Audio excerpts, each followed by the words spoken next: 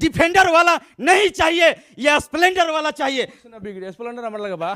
काजल लखमानी का नया गाना जो डिफेंडर वाला रिलीज हुआ था, वो गाना पूरी तरीके से वायरल है और अब इंडस्ट्री से बहुत सारे लोग ऐसे हैं जो इंटरव्यू दे रहे हैं, अपनी बातों को रख रहे हैं, क्योंकि पूरी तरीके से बवाल मच चुका है। खेसारी लाल यादव ने इन सभी चीज़ों पर रिएक्ट नहीं किया है, बट खेसारी लाल यादव के हमेशा साथ रहने वाले राइटर अखिलेश कश्यप ने रिएक्ट किया, बताया कि ये सारी चीज़ें कि हम लोग चुप हैं तो उधर से कुरेद रही है, बेवजह हम लोग गाना गवा देंगे तो बोलेगी कि लड़की के ऊपर गाना गवा रहे हैं। ये सारी चीज़ें हुई थी। तब तक आरती न्यूज अभी कुछ देर पहले खेसारी लाल यादव के बड़े भाई हृदय लाल यादव के पास पहुंचे और सारी मुद्दों को बताएं कि हाँ, काजल लखमानी ऐसे बोल रही है, खेसारी लाल यादव को टारगेट कर रही है, डिफेंडर वगैरह ये सारी चीज़ों को लेकर।